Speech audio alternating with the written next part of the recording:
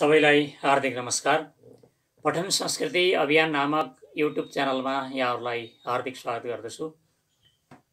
नीतिका कुराहरू प्रस्तुत गर्दै जाने सन्दर्भमा आज चाणक्य नीतिको 11औं अध्यायमा आधारित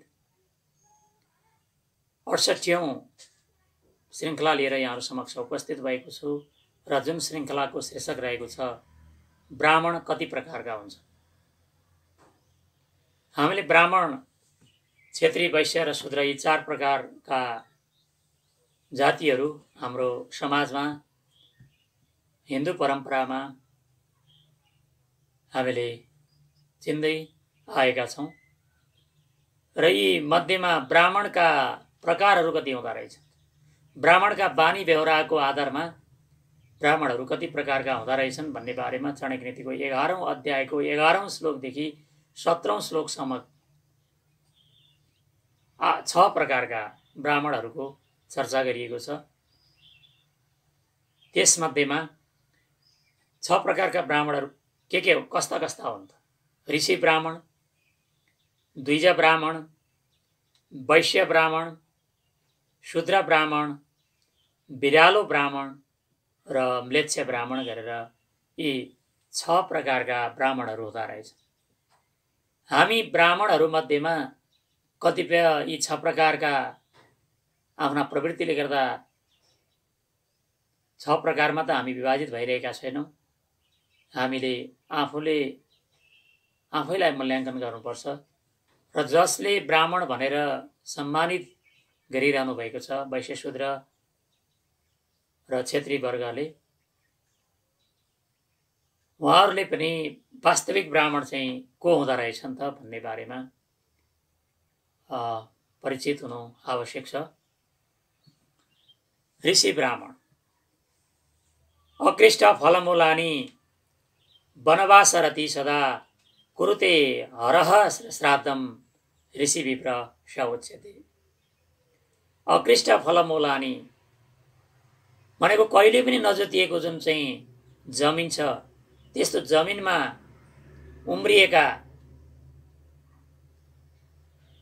उम्रिएका जुन फल छन् वा फलफुलहरू छन्, कन्दमूलहरू छन्, त्यस्तालाई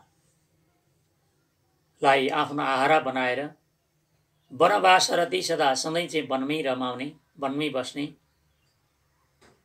कुरुते हरह श्राद्ध भनेको दिनदिनै, अहरह भनेको दिनदिनै, अहोरात्र चाहिँ प्रतिदिन चाहिँ श्राद्धम भनेको श्राद्ध गर्ने, यस्ता ब्राह्मणलाई ऋषि ब्राह्मण भनिन्छ। अहिलेको सन्दर्भमा हाम्रो वर्तमान युगमा यस किसिमका ऋषि ब्राह्मणहरू भेट्न गाह्रो छ, किनकि नजोतिएको भूमिमा उम्रिएका कन्दमूलहरू खाएर अनि वनमा नै बस्न रुचाउने र सधैँ चाहिँ श्राद्ध गर्ने यस्ता किसिमका ब्राह्मणहरू, ऋषि ब्राह्मणलाई भेट्न वर्तमानमा हामीले अत्यन्त दुर्लभ छ, कतै हुन सक्लान्, यो संसारमा असम्भव छैन। त्यसरी द्विज ब्राह्मण कस्ता हुन्? कस्तालाई द्विज ब्राह्मण मान्ने त? एकाहारेण सन्तुष्ट षट्कर्म निरत सदा ऋतुकालाभिगामी च सविप्रो द्विज उच्यते। द्वाभ्याम जन्म संस्काराभ्याम जायते इति द्विज। जन्मबाट एक प्रकारले जन्मने, आमाको गर्भबाट, र संस्कारद्वारा अर्को पटक जन्मने व्यक्तिलाई द्विज भनिएको हो। त्यस्ता द्विज ब्राह्मण कस्ता हुन् त? द्विज ब्राह्मणको लक्षण के हो त? एकाहारेण सन्तुष्ट, एक साग भोजनले सन्तुष्ट रहने। षट्कर्म भनेको चाहिँ ब्राह्मणका 6 वटा कर्महरू हुन्छन्। पढ्ने, अनि यज्ञादि गर्ने, अनि दान दिने, दान लिने, पढ्ने, पढाउने, यज्ञ गर्ने, यज्ञ गराउने, दान दिने, दान लिने, यी 6 कर्ममा सधैँ चाहिँ तत्पर रहने। ऋतुकालाभिगामी च भनेको आफ्नै श्रीमतीमा पनि सधैँ सहवास गर्ने होइन। ऋतु भनेको चाहिँ रजस्वला भएको 8औं दिनदेखि 16औं दिनसम्मका अवधिमा समदिनमा पुत्रको इच्छाले, विषम दिनमा पुत्रीको इच्छाले समागम गर्ने त्यस्ता ब्राह्मणलाई द्विज ब्राह्मण मानिन्छ। अब यी 3वटै प्रकारका लक्षणहरू त घटेका हाम्रो समाजमा ब्राह्मण दुई ब्राह्मण भेट्न गाह्रो होला। एक छाक मात्रै खाने, दुई छाक वा तीन छाक खाने, नास्तासहित तीन छाक खाने व्यक्तिहरू बढ्दा हाम्रो समाजमा हामीहरू हुर्कँदै हाम्रो प्रवृत्ति बढ्दै गएको छ। त्यस कारणले गर्दा एकाहारेण सन्तुष्ट, एक छाक खाएर सन्तुष्ट रहने यस्तो व्यक्ति भेटिन गाह्रो छ। र छ कर्ममा प्रवृत्त हुने व्यक्तिहरू भेटिन सक्छन्। यज्ञ गर्ने, यज्ञ गराउने, आफूले पनि गर्ने, अरूलाई यजमानलाई पनि यज्ञ गराउने, अनि पढ्ने र पढाउने, अनि दान दिने र दान लिने, यी 6 प्रकारका कर्ममा प्रवृत्त रहने र रजस्वलाबाट निवृत्त भएको अवधि, त्यसमा 8औं दिनदेखि 16औं दिनसम्मको अवस्थामा आफ्नै श्रीमतीमा मात्रै समागम गर्ने व्यक्ति पनि भेटिन समाजमा सम्भव छ। यस्ता द्विज ब्राह्मणहरूलाई हामीले भेट्न सक्छौं।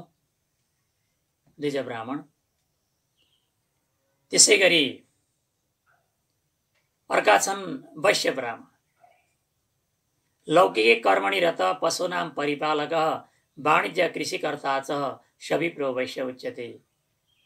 लौकिक कर्मणि रतः भनेको सांसारिक कर्ममा चाहिँ अत्यन्त प्रवृत्त हुने। पशुनाम परिपालक भनेको पशु गाई वस्तुहरू पाल्ने। वाणिज्य कृषिकर्ता छ खेतीपाती गर्ने। त्यस्ता ब्राह्मणलाई वैश्य ब्राह्मण मानिन्छ। व्यापार गर्ने, खेती किसान गर्ने, पशुपालन गर्ने यस्ता व्यक्तिलाई वैश्य ब्राह्मण ठानिन्छ। त्यसै गरी शूद्र ब्राह्मण कस्तालाई ठान्ने त? लाक्ष्यादि तैल तिलानाम कौसुम मधुसर्पिषाम विक्रेता मध्यमांसानाम सविप्र शूद्र उच्यते।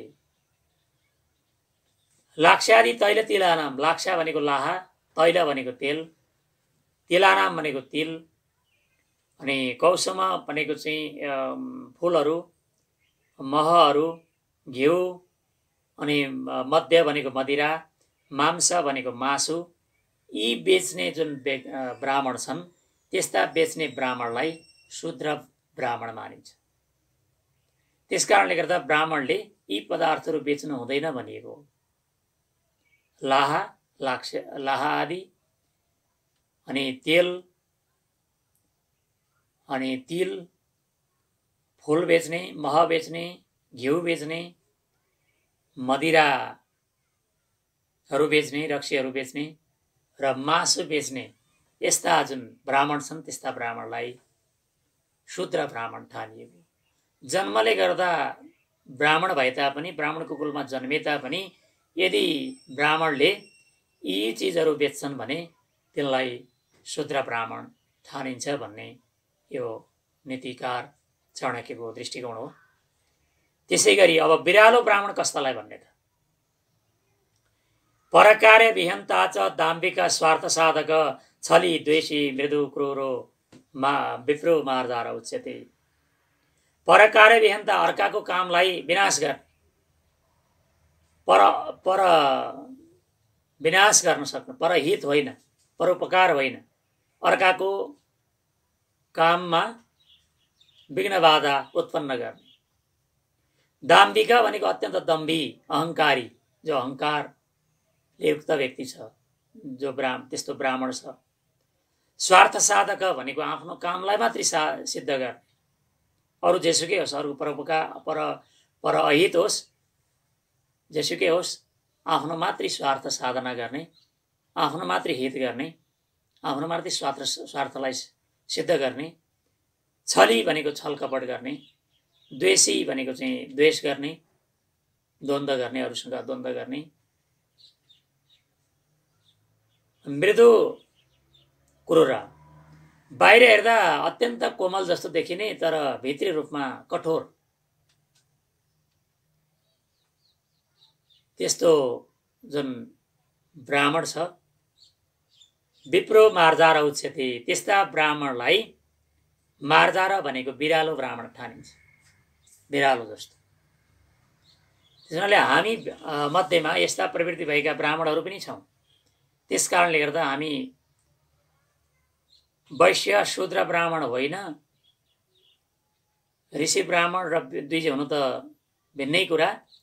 हामी वैश्य र शूद्र ब्राह्मण पनि हुन सक्दैनौँ र हामी बिरालो ब्राह्मण हुनेछौँ, किनकि अर्काको अहित गर्ने ब्राह्मणहरू हाम्रो समाजमा धेरै छ। अनि अहङ्कारी, अत्यन्त अहङ्कार गर्ने, एकदम घमण्डी स्वभावका ब्राह्मणहरू पनि हामी धेरै छौँ।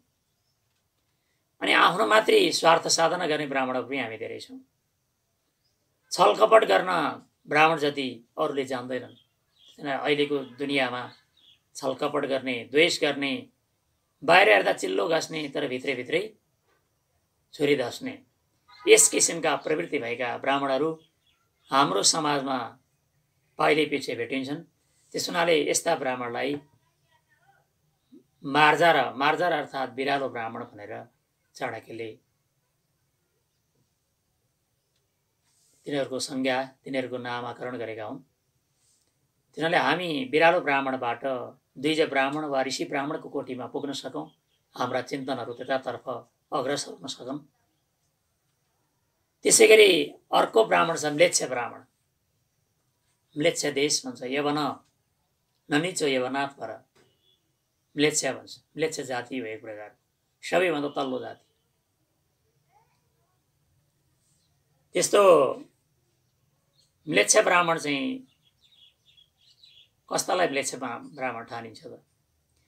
बापी कुपतडा गानाम आराम सुरवेशमनाम उच्छेदने निराशङ्क सविप्रो म्लेच्छ उच्यते। बापी भनेको चाहिँ इनार, कुप भनेको कुवा, तडाग भनेको तलाउ, बगैँचा, आराम भनेको देवालय आदिहरू, सुरवेशमनाम भनेको मन्दिरहरू, देवालयहरूलाई, उच्छेदने भनेको चाहिँ भत्काउन, तोडफोड गर्न, जो चाहिँ अत्यन्त निराशङ्क भनेको अत्यन्त निशङ्क निर्भयतापूर्वक जसले चाहिँ कुवालाई, इनारलाई, तलाउलाई, बगैँचालाई, मठ मन्दिरहरूलाई जसले भत्काउँछ, तोडफोड गर्छ, त्यस्तो व्यक्तिलाई म्लेच्छ भनिएको छ। त्यस्ता म्लेच्छ ब्राह्मण पनि हामी छौँ कि छैनौँ? यद्यपि अहिले इनार, कुवा, तलाउ, बगैँचा हरूलाई भत्काउने, देवालय मठ मन्दिरलाई भत्काउने, हानि नोक्सानी गर्ने व्यक्ति केही नै थोरै मात्रामा भए पनि भेटिन्छन्। त्यस्ता म्लेच्छ ब्राह्मणबाट हामी सजग हुनुपर्छ। त्यसै गरी अर्को सातौं ब्राह्मणको रूपमा यहाँ चाण्डाल ब्राह्मणलाई उल्लेख गरिएको छ। देवद्रव्यम गुरुद्रव्यम परधारा विमर्शनम निर्वाह सर्वभूतेषु विप्रश्चाण्डाल उच्यते। देवद्रव्यम भनेको देवतालाई चढाएको, मन्दिरमा चढाएको, मूर्तिमा चढाएको द्रव्यलाई, गुरुद्रव्यम भनेको गुरु, आफ्ना गुरुआमा वा गुरु भनेको पूजनीय व्यक्तिको जुन धन पैसाहरू हुन्छ त्यसलाई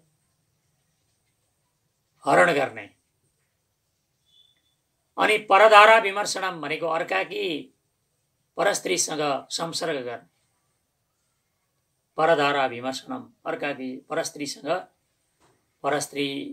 जसले संसर्ग गर्छ, समागम गर्छ, र सर्वभूतेषु निर्वाह, सम्पूर्ण प्राणीहरूलाई तितर बितर पार्ने, सम्पूर्ण प्राणीहरूको मन वचन र कर्मले हिंसा गर्दै जाने, त्यस्ता व्यक्तिलाई चाण्डाल उच्यते, विप्रस्थ चाण्डाल उच्यते। त्यस्ता ब्राह्मणलाई चाण्डाल ब्राह्मण भनिन्छ। भन्ने सन्दर्भमा यी 7 प्रकारका ब्राह्मणहरूको चर्चा चाणक्य नीतिको 11औं अध्यायको 11औं श्लोकदेखि 17औं श्लोकसम्म यी कुराहरू उल्लेख गरिए। र यो सुनेर यहाँहरूमा लागेका जिज्ञासा प्रतिक्रियाहरू के भएमा मेरो युट्युबको कमेन्ट बक्समा कमेन्ट गरिदिनु न। सबैमा हार्दिक अनुरोध गर्दै आजलाई यहाँहरूसँग बिदा चाहन्छु। धन्यवाद, नमस्कार।